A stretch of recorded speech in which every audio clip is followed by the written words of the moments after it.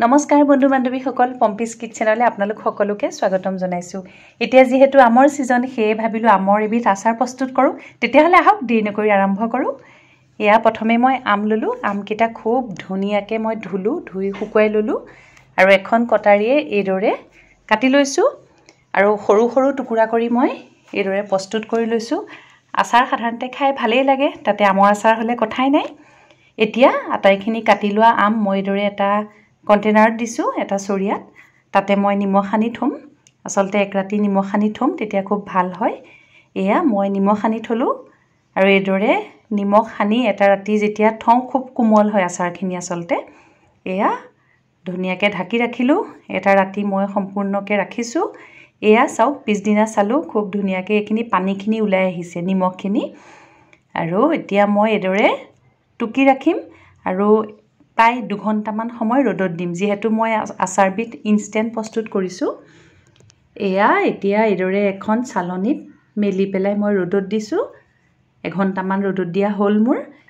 এতিয়া আজৱাইন দিছো আৰু গোটা ধনিয়া দিছো, লগতে বগা সৰিয়হ দিছো আৰু গোটা কেইটামান জিৰা দিছো। এতিয়া খুব ভালকে ভাজি মছলাখিনি প্ৰস্তুত কৰি লম। ভালকে ভাজি ললো, ভাজা হৈ গৈছে।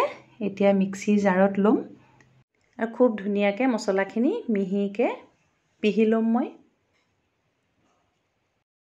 মছলাখিনি পিছা হৈ গ'ল, খুব মিহি কৰা নাই। আৰু সেইখিনি সময়তে এটা কন্টেনাৰত এইদৰে কাটি লোৱা আমখিনি দিছো, যোনখিনি মই নিমখ সানি ৰ'দত শুকুৱাই লৈছিলো, আৰু লগতে ভোট জলকীয়া দুটামান দিম। ইয়াতে কাটি দিছো মিহি মিহিকে।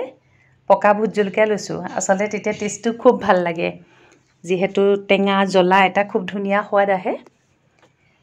এয়া ভোট জলকীয়া কেইটা দিয়া হ'ল, লগতে অলপমান হালধি দিছো, কালাৰটো তেতিয়া ভাল হয়। আৰু মছলাখিনি যোনখিনি প্ৰস্তুত কৰি লৈছিলো মছলাখিনি দি দিছো। খুব ভালকে এইদৰে মই এখন চামুচৰ সহায়েৰে এইদৰে সানি লৈছো। এয়া সানি লোৱা হৈ গৈছে। ইয়াতে এতিয়া মই কালাৰৰ কাৰণে অলপমান জলকীয়া গুৰি দিছো, কাশ্মীৰী মিৰ্চি, কালাৰটো ধুনীয়া হয় তেতিয়া। পুনৰ এবাৰ সানি ললো। এতিয়া ইয়াতে মই এখন কেৰাহীত মিঠাতেল গৰম কৰিছো, তাতে অকণমান পাঁচফোৰণ দিছো আৰু তেলখিনি খুব ভালকে এইদৰে গৰম কৰি ললো, অকণমান ঠাণ্ডা হ'ব দিলো। এতিয়া ইয়াতে মই অলপ অলপকে তেলখিনি দি আছো, ব্যৱহাৰ কৰিছো। আসলতে এইদৰে তেলটো দিলে আচাৰটো ভাল হয়, খুব কোমলো হয়। আৰু এয়া অলপ অলপকে মই আটাইখিনি তেল আচাৰখিনিত দি দিছো আৰু এয়া সম্পূৰ্ণ হ'ল দিয়া।